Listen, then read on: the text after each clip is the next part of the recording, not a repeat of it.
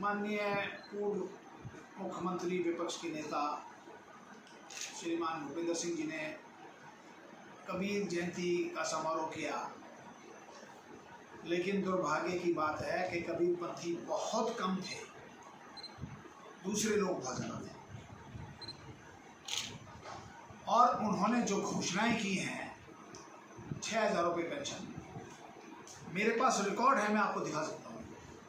उनके 10 वर्ष के कार्यकाल में महज 500 रुपये पेंशन बढ़ाई।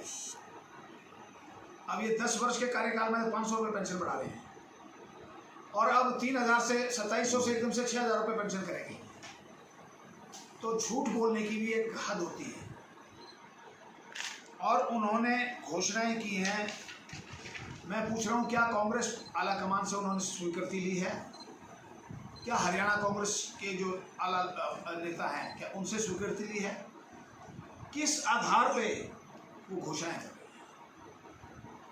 उनके ऊपर एक बहुत बड़ा आरोप है इस समय कि 1977 में उन्होंने कांग्रेस छोड़ी थी, और छोड़ी थी महज कुछ जीपों के लिए। 1977 के इलेक्शन में आला कमान की ओर से 25-30 जीपें आई थी। आज तक उन जीपों का कोई अता पता नहीं है। उनके पिता स्वर्गीय चौधरी रणबीर सिंह पीसीसी प्रेसिडेंट होते थे उस समय। बार बार ये मांगे उठी, आवाज़ें उठी। अगर वो ये कह रहे हैं कि उन्होंने कभी कांग्रेस नहीं छोड़ी, 1977 से 1980 तक उन्होंने कांग्रेस छोड़ी।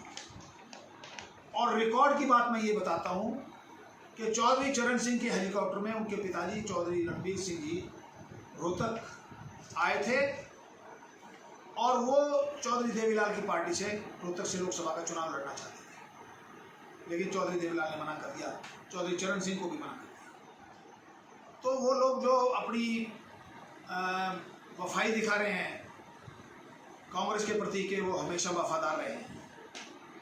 1977 से 1980 तक वो रेड्डी कांग्रेस में रहे, और रेड्डी कांग्रेस के भूपेंद्र सिंह हुड्डा स्टेट के युवा के प्रेसिडेंट थे। और इन्होंने घोषणा की है कि नौकरियां 2 लाख नौकरियां देंगे। इनके कार्यकाल में 65,000 नौकरियां 2014 में जब सत्ता छोड़ी तो 65,000 नौकरियां खाली छोड़ के चले गई। उनमें से करीब 20,000 नौकरियों के तो इंटरव्यू टेस्ट भी हो चुके थे। तो लोगों को इस प्रकार से मूर्ख बनाना, लोगों को गुमराह करना कि 6,000 रुपये पेंशन कर देंगे, सिलेंडर 500 का कर देंगे, 2 लाख नौकरियां दे देंगे, ये लोगों को बरगला रहे हैं, भ्रमित कर रहे हैं, लोगों को गुमराह कर रहे हैं। और कांग्रेस का जो ट्रेडिशनल वोट बैंक था, SC BC और ब्राह्मण और ये जितने भी नॉन जाट, ये हमेशा कांग्रेस का साथ रहे हैं।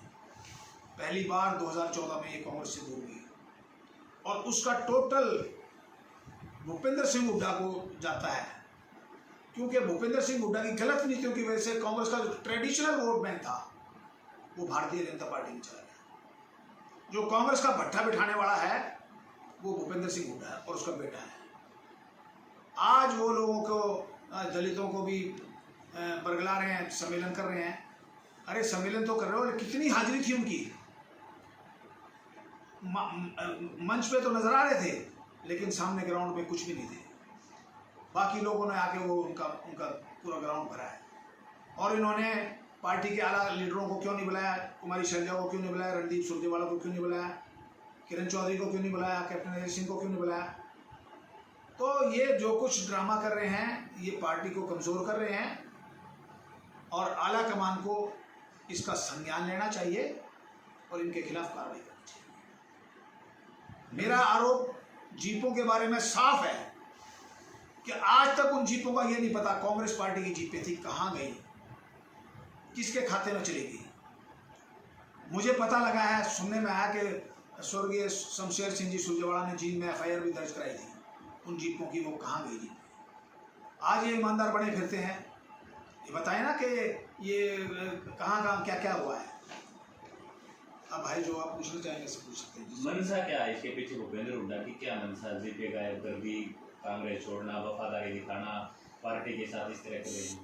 1977 में हम तो इंदिरा गांधी के और संजय गांधी के लिए जेलों में गए। हम जेल के प्रूफ दे सकते हैं आपको। रोहतक जेल के भी प्रूफ दे सकते हैं, तिहाड़ जेल के भी प्रूफ दे सकते हैं। भूपेंद्र सिंह हुड्डा प्रूफ देना कि वो कितनी बार गांधी नेहरू परिवार के लिए जेल में गया है। वो अपने पिताजी की तो बता देंगे, वो पूरे उस टाइम में वो गए हैं, लेकिन गांधी नेहरू परिवार की वफादारी बता रहे हैं। ये हकीकत में वफादारी नहीं, ये गांधी नेहरू परिवार को कमज़ोर कर रहे हैं, गांधी परिवार को कमज़ोर कर रहे हैं। क्या गांधी नेहरू परिवार की वफादारी ही कांग्रेस की वफादारी है या कांग्रेस के प्रति समर्थन? कांग्रेस के प्रति और दोनों, कांग्रेस के प्रति भी और गांधी परिवार के भी प्रति। ये गांधी परिवार के प्रति अपनी बड़ी वफादारी दिखा रहे हैं। खास तौर पर इनके पुत्र, वो बार बार कभी राहुल गांधी के साथ फोटो खिंचवाते हैं, कभी प्रियंका गांधी के साथ फोटो खिंचवाते हैं। तो ये जो दिखावा कर रहे हैं, ये छलावा है। इन्होंने कांग्रेस का नाश कर दिया, कांग्रेस का भट्ठा बिठा दिया। जो कांग्रेस का ट्रेडिशनल वोट बैंक था, आज वो कांग्रेस से इनकी वजह से गया हुआ है। वरना तो कांग्रेस के लिए हमेशा। और दो सबसे बड़ी एक और बात है कि यहाँ के 10 गांव हैं, उनकी ज़मीन हुड्डा सरकार में कौड़ियों के भाव खरीद के बड़ी बड़ी मारुति जैसी बड़ी बड़ी कंपनियों को मालामाल कर दिया। उसका कोई जवाब नहीं देते। 10 गांव में जाके पूछो लोगों की हालत क्या कितनी खस्ता है, जिसमें भोर, बलियाना, खेड़ीसाद, नौनंद, कल्हावड़, परावर, ये गांव हैं। कन्हैली, जिनकी ज़मीनें इन्होंने कोड़ियों के भाव लिए, आज वो एक एक ज़मीन का भाव 5-5 करोड़ रुपए है। तो इन्होंने किसानों को बर्बाद किया है। और सबसे बड़ी बात है, भूपेंद्र सिंह हुड्डा किसानों के लीडर अपने आप को कहलाते हैं। अपने गांव के अंदर सिंचाई का पानी नहीं दे पाए आज तक। 10 साल चीफ मिनिस्टर रहे, आज उनके गांव में चले जाओ, आपको मैं चैलेंज करता हूं, सारा गांव इस बात को ले रोएगा कि भूपेंद्र सिंह हुड्डा उसके लिए जिम्मेदार। और आज किलोई हल्के की हालत क्या है, जहां से वो रिप्रेजेंट कर जिन्होंने किया, इन्होंने कहा था बग्गियों में नहीं बैठने दूंगा किसी को, सबको रोजगार दूंगा। आज हालत रोजगार के बारे में सबसे बदतर हालत किलोई हल्के की है।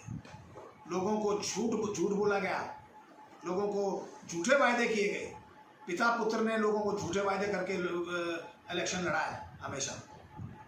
तो मेरा यही आरोप है कि इन्होंने जिस प्रकार से कल का जो प्रोग्राम किया है, उसमें लोगों को गुमराह किया है। जिस सेक्शन के लिए, जिस बरादरी के लिए, जिस नेता के लिए ये प्रोग्राम हुआ था, उसके कबीरपंथी बिल्कुल ना के बराबर थे। चुनावी